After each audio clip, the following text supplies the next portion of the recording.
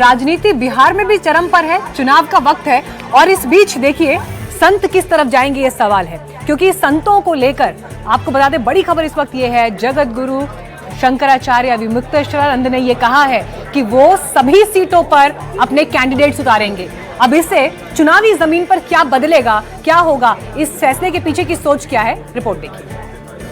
गाय के लिए हर जगह प्रत्याशी अगर हम नहीं खड़ा करेंगे, जिन लोगों ने गौ माता के लिए संकल्प लिया है वो किसको वोट देंगे। इसलिए जरूरी है कि हर विधानसभा में एक व्यक्ति गौ माता के लिए प्रत्याशी के रूप में खड़ा रहे, ताकि उसको वोट दे करके जनता ये बता सके कि हम गौ रक्षा करते हैं। शंकराचार्य स्वामी अविमुक्तेश्वरानंद के इस ऐलान ने बिहार में नई हलचल पैदा कर दी है। इस घोषणा ने बिहार की राजनीति में भूचाल ला दिया है। अविमुक्तेश्वरानंद पूरे बिहार में 243 सीटों पर अपने प्रत्याशी उतारेंगे। उन्होंने साफ शब्दों में कहा कि भले ही हमारे चुनाव लड़ने से किसी भी दल को नुकसान क्यों न हो, हम अपनी गौ माता को इनके भरोसे नहीं छोड़ेंगे। राजनीति हमारे धर्म को प्रभावित कर रही है और इसीलिए हम भी राजनीति को प्रभावित करना चाहते हैं, परिष्कृत करना चाहते हैं, क्योंकि जिस रास्ते पर हमारे देश के वर्तमान नेता देश को लेकर के जा रहे हैं उसमें हम हिंदुओं के समाप्त हो जाने की परिस्थिति बन गई है।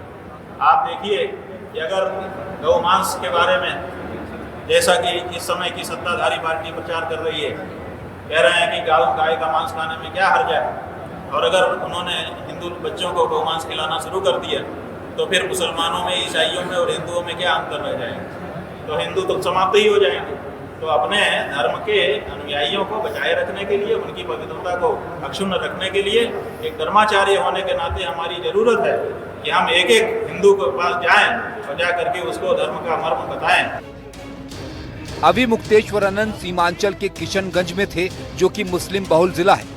जब मुसलमानों और गौरक्षा को लेकर उनसे सवाल किया गया तब उन्होंने क्या कहा, सुनिए जरा। मुसलमान है देश का, वो चाहता है कि गौरक्षा हो जाए और खुल करके इसका समर्थन कर रहा है। आप कहिए तो हम यहाँ मुसलमानों की सभा करके उनसे कहलवा दें। क्यों? क्योंकि हमसे कह रहे हैं मुसलमान, हमसे मुसलमानों ने पेशकश की है बंधु कि आप कहिए तो हम आपके कार्यक्रम में आए और हम सहयोग करना चाहते हैं। हमने उनको कहा है कि गाय हमारी माता है, उसकी रक्षा हम ही को करने दीजिए, अच्छा लगेगा। एक तरफ इधर अविमुक्तेश्वरानंद ने सभी सीटों पर प्रत्याशी उतारने का ऐलान किया, तो वहीं दूसरी तरफ पटना में चुनाव से पहले देश भर के साधु संतों का महाजुटान हुआ। पटना में 10,000 साधु संत एकजुट हुए। कार्यक्रम का उद्घाटन करने खुद नीतीश कुमार पहुंचे थे। इस कार्यक्रम में मंत्री अशोक चौधरी भी शामिल हुए थे। इस महाजुटान को पॉलिटिकल नजरिए से देखे जाने के सवाल पर सुनिए उन्होंने क्या कहा। क्यों जब हम जब मदरसा कर सकते हैं तो हम सनातन क्यों नहीं कर सकते?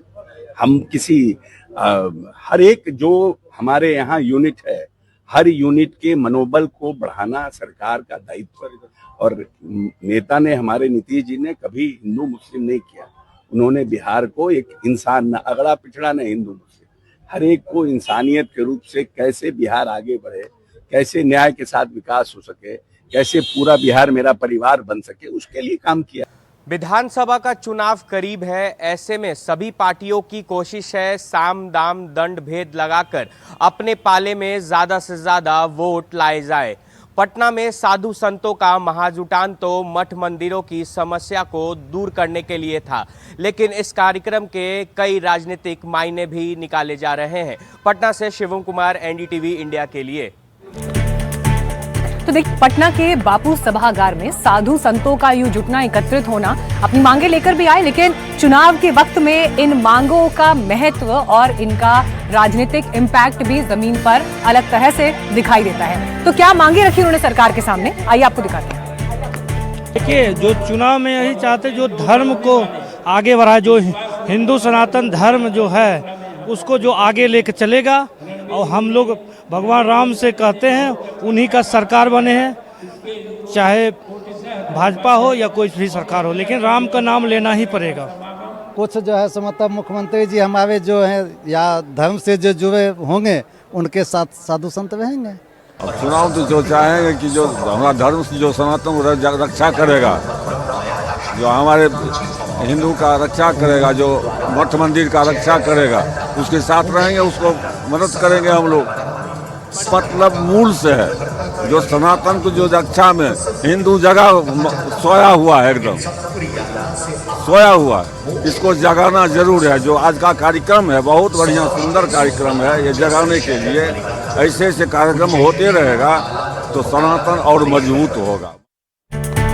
तो देखिए, पटना से तो आपने ये मांगे सुनी, लेकिन आज बेगूसराय बिहार की राजनीति के केंद्र में रहा और यहीं से सवाल इंडिया का निकला है कि आगे होने क्या वाला है। मैं आपको दो तस्वीरें सबसे पहले यहाँ पर स्क्रीन पर दिखाना चाहूंगी और ये दो तस्वीरें आज बहुत कुछ बयान करती हैं, क्योंकि एक तरफ बेगूसराय में गृहमंत्री अमित शाह मौजूद थे और यहां से उन्होंने चुन चुनकर हमले तेजस्वी यादव पर, राहुल गांधी पर, वोटर अधिकार यात्रा पर किए। तो दूसरी तरफ आप देख रहे थे तेजस्वी यादव को अपनी यात्रा में आगे बढ़ते हुए।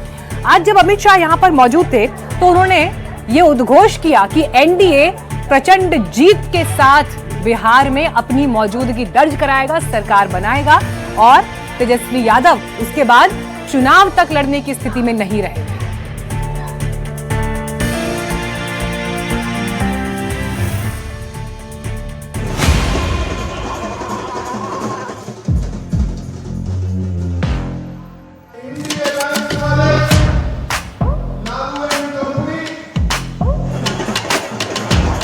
बिहार की राजनीति में आज सियासत का सबसे बड़ा केंद्र बेगूसराय रहा। वजह साफ है, एक तरफ आरजेडी नेता तेजस्वी यादव बिहार अधिकार यात्रा के सिलसिले में बेगूसराय में थे, तो वहीं दूसरी ओर अमित शाह कार्यकर्ताओं को जीत का मंत्र देने पहुंचे। ये दो तस्वीरें देखिए, एक तरफ तेजस्वी की रैली हो रही है तो वहीं दूसरी ओर अमित शाह कार्यकर्ताओं को जीत का फॉर्मूला बता रहे हैं। पहले आपको सुनवाते हैं कि तेजस्वी ने सभा को संबोधित करते हुए क्या कुछ कहा। कोई ऐसा नौजवान नहीं होगा जिसके पास काम नहीं होगा, नौकरी नहीं होगी। 5 लाख नौकरी हम लोगों ने दिया 17 महीने में। 4.5 लाख शिक्षक कर्मियों को राजकर्मी का दर्जा हम लोगों ने दिया और यही नहीं, हम लोगों ने 3 लाख नौकरी को प्रक्रियाधीन कराया। आज ये नकल कर रही है सरकार, जो तेजस्वी कह रहा है वही काम जो कह रही है। पेंशन हम बोले बढ़ाएंगे, ये सरकार नकल करके पेंशन बढ़ाती है। हमने बोला बिजली मुफ्त में देंगे, ये सरकार कहती है कि हम भी बिजली जो है मुफ्त में देने का काम करेंगे। तो जो हम लोग कह रहे हैं वही सरकार जो है नकल करने का काम कर रही है। रैली के बाद जब तेजस्वी से अमित शाह के बेगूसराय दौरे को लेकर सवाल किया गया तो तेजस्वी ने कैसे पलटवार किया, ये भी सुन लीजिए। तो बेरोजगारी तो दूर करने नहीं आ रहे, वो आ रहे अपने फायदे के लिए आ नहीं। बिहार को विशेष राज्य का दर्जा देने तो नहीं आ रहे। इनकी जो भ्रष्ट सरकार है, क्या अमित शाह सरकार को जो मंत्री मारा था दिवेश मिश्रा, क्या उस पर कार्रवाई की जाएगी? बद्दी बद्दी माँ बहनों की गालियां दी, क्या अमित शाह माफी मांगी? इधर बेगूसराय में अमित शाह ने कार्यकर्ताओं को जीत का क्या फॉर्मूला बताया और कैसे विपक्ष पर ताबड़तोड़ हमले किए, जरा देखिए। इंडिया अलायंस वाले लागू एंड कंपनी झूठ फैलाने में माहिर। वो कहते थे कि भाजपा सरकार आएगी तो एससी एसटी ओबीसी का आरक्षण चला जाए क्या? लालू जी, हमारा 11 साल हुआ, चला नहीं गया है। ओबीसी को नहीं था, नीट में जेईई में वो देने का काम हमारे नरेंद्र मोदी जी ने किया है। बेगूसराय बिहार में मिथिलांचल का हिस्सा है। पिछली बार एनडीए का प्रदर्शन यहाँ शानदार रहा था, तो वहीं महागठबंधन कुछ खास कमाल नहीं कर पाया था। एनडीए की कोशिश जहां पिछले प्रदर्शन को बरकरार रखने की होगी, तो वहीं तेजस्वी इस बार बाजी पलटने के लिए पूरा जोर लगा रहे हैं।